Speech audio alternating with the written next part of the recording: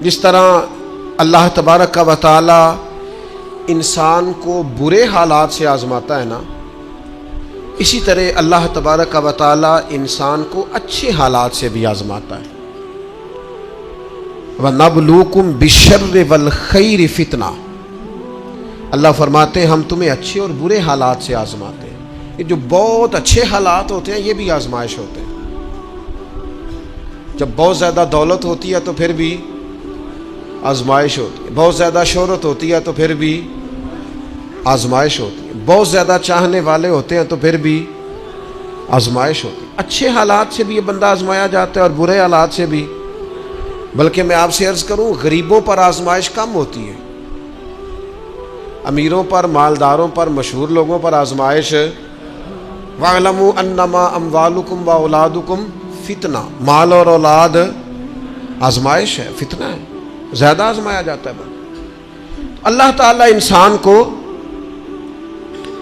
آزماتا ہے۔ اب کرنا کیا ہے؟ اب کرنا یہ ہے کہ آزمائش کے لیے ذہنی طور پر تیار رہنا ہے۔ یہ جو دنیا ہے یہ مومن کے لیے قید خانہ ہے۔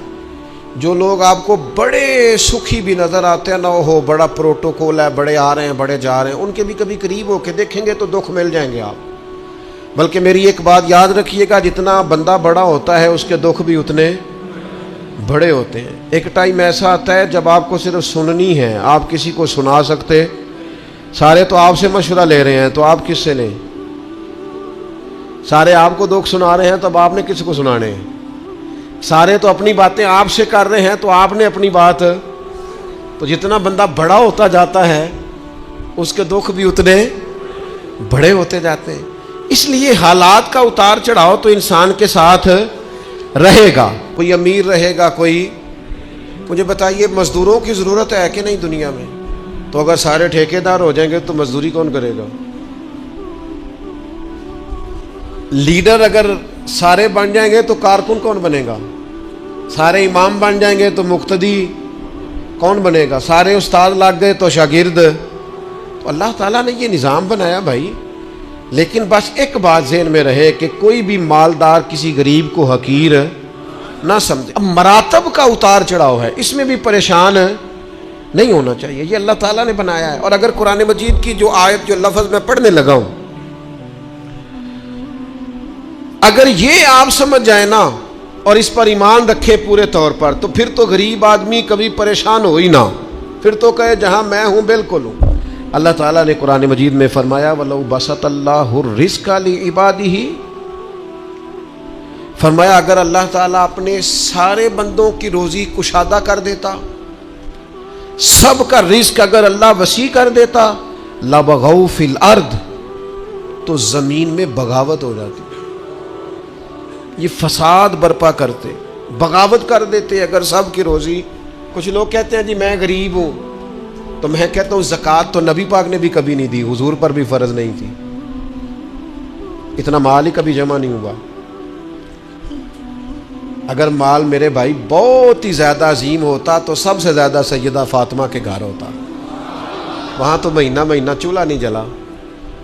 اگر دولت بڑی عظیم ہوتی تو سب سے زیادہ سید عائشہ کے حجرے میں ہوتی۔ نبی پاک علیہ السلام ہر کام آہستہ آہستہ کرنے کا حکم دیتے اطمینان سے، لیکن صحابہ فرماتے ہیں حضور کے پیچھے نماز پڑھی تو نبی پاک جلدی سے اثر پڑھا کے گھر گئے، جلدی سے، اور تیزی سے حضور واپس آئے۔ تو ہم نے عرض کی یا رسول اللہ صلی اللہ تعالی علیہ وسلم آج اتنی جلدی آپ گئے اور اتنی جلدی واپس آ گئے؟ تو محبوب فرمانے لگے نماز پڑھا رہا تھا تو مجھے خیال آیا کہ وہ گھر میں تو سونا کل بانٹ رہا تھا، آج میں تو ایک ڈلی سونے کی بچی ہوئی پڑی ہے، تو میں نے کہا زیادہ وقت نہ گزر جائے، وہ بھی میں جلدی سے جا کے دے آؤں، تو میں جلدی سے گیا ہوں۔ پیسے نہ ہونے پر پریشان ہو یار، نبی پاک نے تو انہیں قبول ہی نہیں کیا، پسند ہی نہیں فرمایا۔ دولت، عہدہ، شہرت، اس کے بارے میں پریشان ہو، اللہ کہتا ہے یہ سب کا وسیع ہوتا تو زمین میں فساد ہوتا۔ لہذا مقصد حیات کو سمجھو، صرف عہدے کا اوپر نیچے ہونا یہ کمزوری کی علامت نہیں ہے، اپنے آپ کو اس سے نکالو۔ اگر اللہ تبارک و تعالیٰ نے کہیں رکھا ہے انسان کو تو یہ اس کے لیے فائدہ مند چیز ہے۔ پھر ایک بات یہ ہوتی ہے، بہت سارے دوست آ کے پوچھتے ہیں جی میں جو کام بھی کرتا ہوں ناکام رہتا ہوں، جو کام بھی کرتا ہوں پیچھے رہ جاتا ہوں, جو جدوجہد بھی کرتا ہوں میرا کام آگے نہیں چلتا. حضرت عیسیٰ علیہ السلام نے نہ گھر بنایا نہ نکاح فرمایا. ایک پیالہ تھا ہاتھ میں. ایک دن انہوں نے دیکھا کہ ایک آدمی چلو سے پانی پی رہا تو پیالہ بھی صدقہ کر دیا. وہ ایک اینٹ کا تکیہ رکھتے تھے. ایک دن انہوں نے ایک شخص کو دیکھا کہ بازو بچھا کے اس نے تکیہ بنایا ہوا ہے تو وہ اینٹ بھی کسی کو دے دی, تیرے کام آ جائے گی. اس خلوص کے ساتھ انہوں نے دین کی تبلیغ کی. لیکن قوم نے کیا کیا؟ معاذ اللہ انہیں سزا دینے کے لیے, پھانسی لٹکانے کے لیے آ گئی. وہ تو اللہ نے کرم کیا, آسمانوں پہ اٹھا لیا. اتنی سخت محنت کے باوجود بھی ان کی ظاہری حیات میں ساری قوم ان کی فرما بردار. پھر مجھے بتائیے حضرت عیسیٰ دنیا سے کامیاب تشریف لے گئے کہ نہیں؟ جناب عیسیٰ دنیا سے وہ کیوں کامیاب گئے کہ اللہ نے جو ڈیوٹی ان کے ذمہ لگائی تھی وہ ڈیوٹی انہوں نے پوری کی ہے. ہم اپنی ڈیوٹیاں پوری کریں, صبح دکان وقت پہ کھولیں. گاہک تو اللہ بھیجتا ہے, رزق تو اللہ دیتا ہے. ہم جا کے محنت پوری کریں. لیکن یہ جو نتیجہ اپنی مرضی کا مانگتے ہیں نا, میں نے جیتنا ہی جیتنا ہے. جیتنا تو شرط ہی نہیں, کھیلنا شرط ہے. جیتنا تو شرط ہی نہیں. مجھے بتائیے نا, حضور علیہ السلام موجود ہیں, ظاہری طور پر سارے جلوے, پر احد کے اندر بظاہر مسلمانوں کو ناکامی ہو گئی تھی. ظاہری طور پر کفار جیت گئے تھے, تو کیا حوصلے ٹوٹ گئے؟ اس کے بعد کیا کہا مسلمانوں نے؟ اب ہم نہیں نکلیں گے میدانوں میں. بظاہر حدیبیہ کے موقع پر کفار سخت شرطیں منوانے میں کامیاب ہو گئے تھے, تو کیا پھر مسلمان دل چھوٹا کر جاتے؟ او ملت کے جوانوں, ہر بات میں کمزور پڑ جاتے ہو. وہ جی مجھے بڑی دیر ہو گئی, میرا کوئی اتنی کچی باتیں کرتے ہیں بعض اوقات کے دل کرتا ہے یار تو کیا بات کرتا ہے, اٹھ باندھ کمر کیوں ڈرتا ہے. پھر دیکھ خدا کیا کرتا ہے. قرآن مجید کا کبھی آپ انداز دیکھیں نا سمجھانے, ولا تہنوا ولا تحزنوا وانتم الاعلون ان کنتم مؤمنین. فرمایا کمزور نہ پڑنا, غم نہ کھانا, بس پکے مومن رہنا. فتح اللہ تمہیں ہی عطا کرے گا, غلبہ اللہ تمہیں ہی عطا کرے گا. لہذا یہ ساری چیزیں اللہ پہ چھوڑ دیں. جتن جتن تہار کوئی کھیڑے,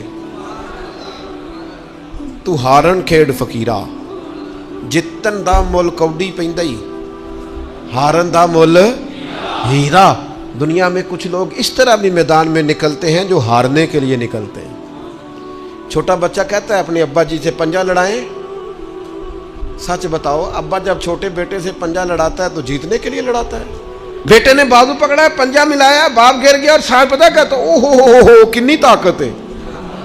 او نہیں طاقت جناب, آپ خوش ہو رہے ہیں کس بات پہ؟ کہ بیٹا جیت جائے تو مزہ بڑا آتا ہے, یہ کامیاب ہو جائے تو مزہ.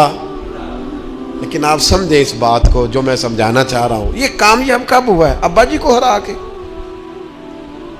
اس وقت یہ جو جیتا ہے اور باپ خوش ہو رہا ہے اپنے آپ کو ہرا کے, اور بیٹے کو کتنا خوش ہے. وہ کہتا ہو بلے بلے کنی طاقت. بیٹا دوڑ کے آیا ہے, گلے لگا, باپ گر گیا, مجھے گرا دیا ہے, دیکھو کتنی طاقت ہے. یہ کیوں کہہ رہا ہے؟ حوصلہ افزائی کر رہا ہے. یہ گر گیا ہے اور گر کے راضی ہے, یہ ہار گیا ہے اور ہار کے, تاکہ میرا بیٹا جیت جائے. یار اگر تو پیچھے رہ گیا ہے تو تھوڑا راضی ہو جا. باقی مسلمان جو آگے نکل گئے تھوڑی دیر کے لیے تو کہہ نا یار میں پچھلی صف میں ہی صحیح, پر دیکھ تو صحیح میں کتنوں کا پہرے دار ہوں. نبی پاک علیہ السلام نے فرمایا 2 آنکھیں دوزخ میں نہیں جائیں گی. ایک وہ جو اللہ کے خوف سے روئی, اور ایک وہ جس نے اسلامی سرحد پر پہرا دیتے ہوئے جاگ کر رات گزار دی. اس سپاہی کو کوئی نہیں جانتا جو بارڈر پہ کھڑا ہے, لیکن وہ جاگ رہا ہے نا, آنکھ کھلی ہوئی ہے نا, تیرے لیے جاگ رہا ہے, میرے لیے جاگ رہا ہے. وہ چاروں کونوں پہ بارڈروں پہ جو سپاہی کھڑے ہیں وہ تیرے میرے لیے کھڑے ہیں. ان کی آنکھیں جاگتی ہیں تو باقی سارے سوتے ہیں. وہ رات جاگ کے پیچھے رہ کے, وہ عام لوگ ہوتے ہیں, ان کے عہدے بھی کوئی نہیں ہوتے زیادہ, لیکن وہ پیچھے رہ کے بہت ساروں کے محافظ ہوتے ہیں. تو بھائی کچھ نے پیچھے بھی تو رہنا ہوتا ہے نا, سب نے لیڈر نہیں بننا, کچھ نے کارکن بھی بننا ہوتا ہے. حضور جب سفر پہ جاتے تھے تو ایک دو صحابہ کو کہتے تھے تم نے سب سے پیچھے چلنا ہے. کیوں؟ فرمایا کوئی بچہ پیچھے رہ گیا, کوئی جانور پیچھے رہ گیا, کوئی سامان پیچھے گر گیا تو ذرا اٹھاتے آنا. تو وہ ہیں سب سے پیچھے, پر کر پھر بھی کوئی ڈیوٹی رہے ہیں. چلو ہم کچھ بندے پیچھے نہ رہ جائیں. جتن جتن ہر کوئی کھیڈے, تو ہارن کھیڈ فقیرہ, جتن دا مل کوڈی پیندائی, ہارن دا مل ہیرا.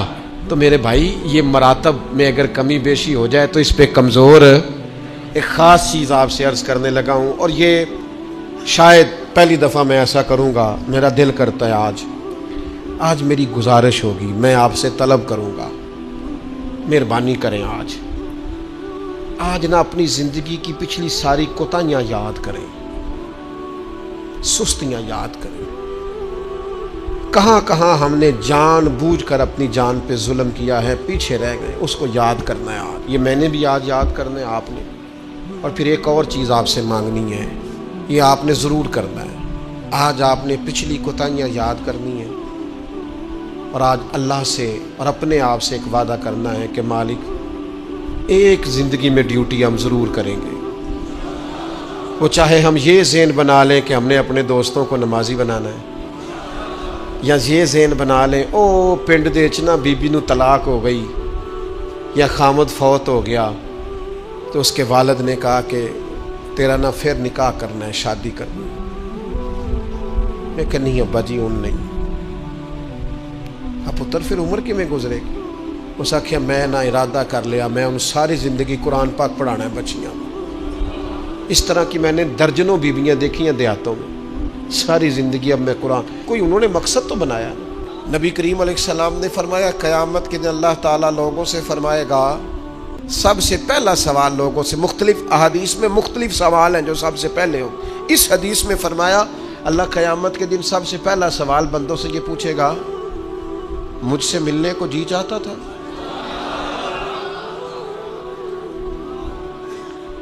میرے تے لنگ کئی مہینے تے برس گئے, تے تیری دید نو دیدے ترس گئے, مجھ سے ملنے کو جی چاہتا تھا؟ میں آپ کو بات عرض کروں, مزہ نہیں آ جائے گا رب رسول کو دکھڑے سنانے کا, لطف نہیں آ جائے گا ان کی بارگاہ میں بیٹھ کے حال دل عرض کرنے کا؟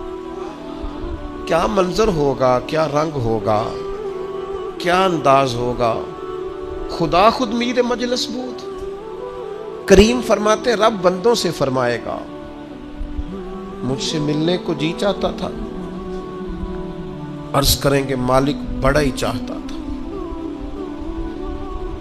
اب وہ کریم ہے نا, دریائے رحمت جوش پہ ہے, تو حضور فرماتے ہیں دوسرا سوال رب فرمائے گا یہ تمہارا مجھ سے ملنے کو کیوں جی چاہتا تھا؟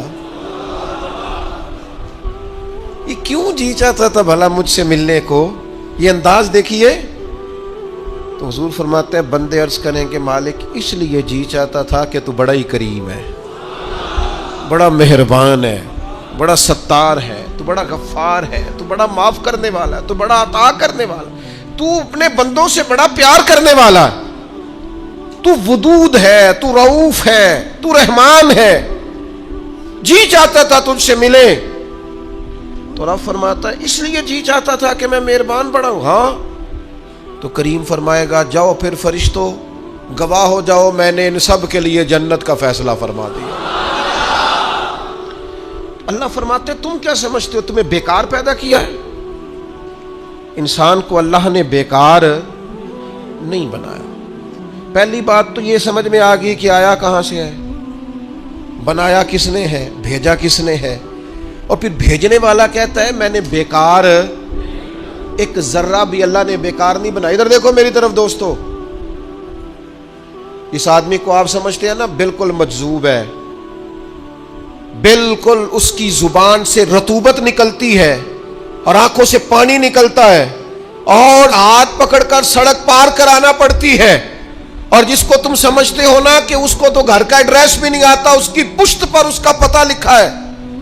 جسے تم خیال کرتے ہو نا یہ بالکل ضعیف ہے, کمزور ہے, اٹھ نہیں سکتا, چل نہیں سکتا, قرآن مجید کی آیت کہتی ہے کہ بندہ بیکار وہ بھی نہیں ہے.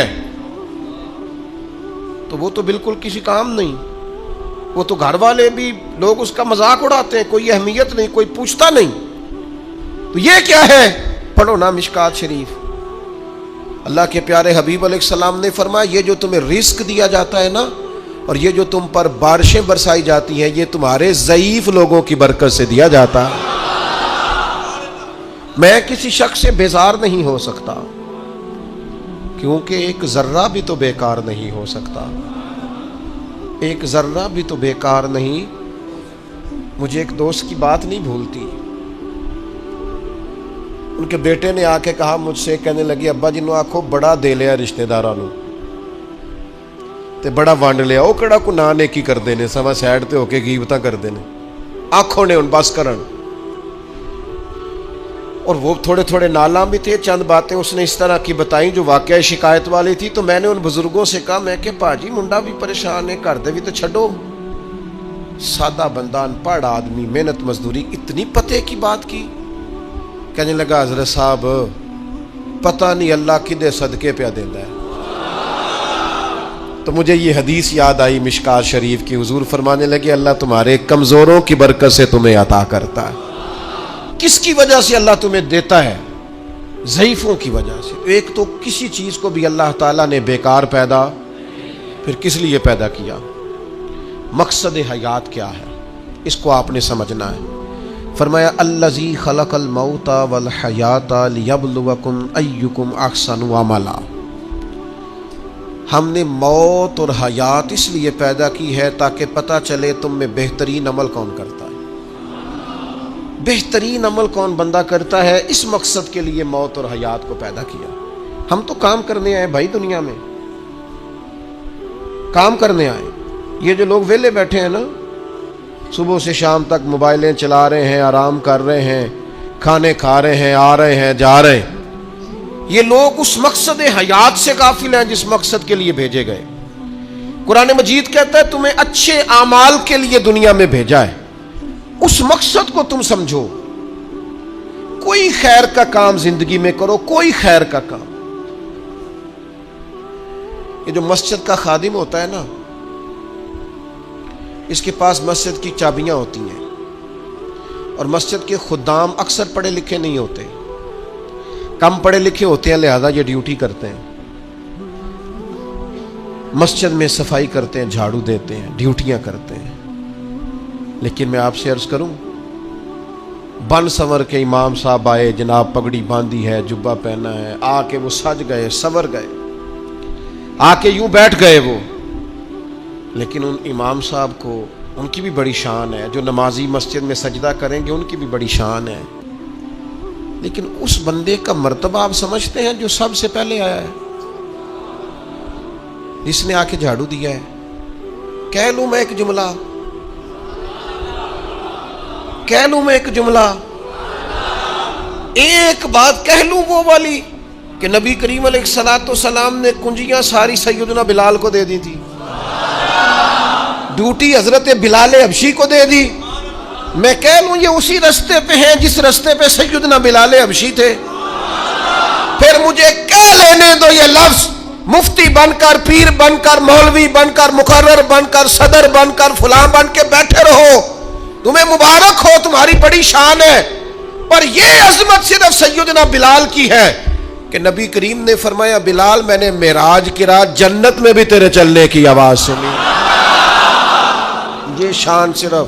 پھر مجھے کہہ لینے دو کمر اچھا ہے، فلک پہ نہ ہلال اچھا ہے، تیری نظر گر بینا ہو تو دونوں سے بلال اچھا ہے. آپ سمجھیں اس بات کو. کوئی مقصد تو ہے نا میرے بھائی. صحیح بخاری میں موجود ہے حضرت بلال مقصد بنا لیا تھا حضور کے دروازے کی نوکری کرنا. میں آپ سے عرض کروں اگر کوئی مقصد نہیں نہ بناؤ گے تو زندگی بے چین بے قرار گزرے گی. با مقصد لوگوں کی زندگی صحیح گزرتی ہے، با مقصد. کوئی ایک نوجوانوں سے بالخصوص کہوں گا یہ کوئی مقصد نہیں ہے، لوگ راضی کرنا، سٹیٹس لگانا، ویوز چیک کرنا، لائکس، کوئی مقصد نہیں. یہ بالکل بیکار کام ہے. آپ باصلاحیت ہیں. کچھ نوجوانوں کو میں دیکھتا ہوں، مجھے ایسے لگتا ہے یہ نوجوان ایسے ملک اور ملت کو چلا سکتا ہے کہ کوئی مقصد نہیں ملا، کوئی کام نہیں ہے کرنے، کوئی ڈیوٹی نہیں اپنے ذمے لی. آنا ہے، جانا ہے، بیٹھنا ہے، خوش گپیاں ہیں، تبصرے ہیں، یہ کوئی کام نہیں۔ آپ کا کوئی مقصد حیات ہو، آپ کوئی ڈیوٹی کریں، کوئی کام کریں، کوئی خدمت ہو جو آپ کریں، آپ محسوس کریں گے کہ کچھ برکت ہو گئی ہے۔ لیکن اگر محمل وقت گزارو گے، بیکار ہو جاؤ گے، زنگ لگ جاتا ہے صلاحیتوں کو۔ میں خود کئی دفعہ اپنے آپ پہ غصہ کرتا ہوں کہ یار یہ 20 منٹ ایسے ہی وقت ضائع ہو گیا۔ اور پھر ایک اور بات بھی، اس میں عمر کا بھی کوئی لینا دینا نہیں۔ امام رازی نے لکھا ہے، ایک صحابی کے بارے میں حضور نے فرمایا کہ تیرا تھوڑا وقت رہ گیا دنیا سے جانے کا۔ ظاہر ہے بوڑھے آدمی تھے، یا رسول اللہ پھر مجھے بتائیں کیا کروں؟ تو فرمایا ادھر سے صحیفے اٹھا کے لا، تجھے قرآن پڑھانا شروع کروں، پڑھتا پڑھاتا دنیا سے چلا جا۔ انہوں نے نہیں کہا یہ عمر نہیں، آپ کے پاس مہینہ ہے، سال ہے، 20 سال ہے، جتنا بھی ٹائم ہے، آج سے کوئی کام شروع کر دیں، کوئی ڈیوٹی کریں۔ آپ یقین کریں کوئی کام اگر ہم اپنے ذمے لے لیں گے تو ہمارے لیے جینا آسان ہو جائے گا، ہمارے لیے جینا آسان ہو جائے گا۔ ڈیوٹی لے لیں کوئی، اس کو کریں۔ اب ہوگا کیا؟ جب آپ اس مقصد کے لیے نکلیں گے نا تو پھر مشکلات بھی آئیں گی، پھر حالات ہمیشہ ایک جیسے نہیں رہتے، تو اللہ آزمائے گا بھی اس رستے میں۔ وَلَنَبْلُوَنَّكُمْ بِشَيْءٍ مِّنَ الْخَوْفِ وَالْجُوعِ وَنَقْصٍ مِّنَ الْأَمْوَالِ وَالْأَنفُسِ وَالثَّمَرَاتِ وَبَشِّرِ الصَّابِرِينَ۔ پھر انسان کو آزمایا بھی جائے گا، اب مشکلات بھی آئیں گی۔ تو یہ مشکلات زندگی کا حسن ہے۔ آپ جب کسی مقصد کے تحت میدان میں نکلیں گے پھر آپ کو باتیں بھی سننی پڑیں گی۔ آپ بالکل صحیح جا رہے ہیں، لوگ تانے بھی دیں گے، لوگ کہیں گے بھی، تو بھائی اس کا مزہ آئے گا۔ اب ذہن بنا لیں کہ بھائی مشکلات آئیں گی، اتار چڑھاؤ آئے گا، تو یہ تقاضا ہوگا جب آپ پہلے سے ذہنی طور پہ تیار ہوں گے، پھر کوئی بھی مشکل بندے کو پریشان نہیں کرے گی۔ آج نا ایک وعدہ کریے، ان بے مقصد نہیں جینا، کوئی مقصد بنانا ہے، کوئی پروگرام، کوئی تھبکی۔ ہمارے ایک بزرگ تھے، وہ فرمایا کرتے تھے میں نے زندگی میں مقصد بنایا، میں نے مایوس لوگوں کے حوصلے بڑھانے، دکھیوں کو کہنا ہے کچھ بھی نہیں ہونے لگا، کرم ہو جائے گا۔ کچھ ارادے نہ کر لیں، کچھ پروگرام نہ بنا لیں، کچھ خیال نہ کر لیں، آج سے کوئی مقصد حیات بنائیں، اس پہ ڈٹ جائیں۔ اور مقصد کون سے بنانے ہیں؟ جن کا قرآن پاک ٹھیک نہیں آج نیت کریں انشاءاللہ ٹھیک کرنا، جن کو آتا ہے آگے پڑھانا ہے انشاءاللہ۔ جن لوگوں کو اللہ تبارک و تعالیٰ نے رزق دیا ہے وہ غریبوں کی مدد کریں گے انشاءاللہ۔ جو محنت نہیں کرتے، والدین پریشان ہیں، وہ آج ارادہ کریں مالک ہم ارادہ کرتے ہیں تو مدد کر، ہم محنت کریں گے انشاءاللہ۔ جن کے رزق میں کہیں کوئی ملاوٹ ہے، وہ سمجھتے ہیں کہ یار یہ میں پوری دیانتداری سے نہیں لے رہا، وہ آج ارادہ کریں کہ اللہ میں ملاوٹ دور کروں گا، وہ ہم سے نہیں اپنے آپ سے، اللہ سے، اور میں بالکل جائز لیا کروں گا۔ آج سے پکے ارادے، پکی نیتیں اور مضبوط پروگرام۔ جنہوں نے جان بوجھ کے نمازیں عبادتیں ترک کی ہیں وہ آج ارادے کریں کہ بس بھائی آج کے بعد انشاءاللہ۔ آپ ارادہ تو کریں، آپ پروگرام تو بنائیں، وہ تو کریم ہی بڑا ہے۔ صحیح مسلم میں حدیث ہے، حضور فرماتے ہیں جو بندہ اللہ کی طرف ایک بالشت آتا ہے نہ ایک گٹ، اللہ اس کی طرف پورا ہاتھ آتا ہے۔ اور فرمایا جو مالک کی طرف چل کے جاتا ہے اللہ کی رحمت اس کی طرف دوڑ کے جاتی ہے۔ آپ ارادہ تو کریں، دیکھیں تو صحیح، میری طلب بھی تو تیرے کرم کا صدقہ ہے۔ یہ پاؤں اٹھتے نہیں بلکہ یہ اٹھائے گا۔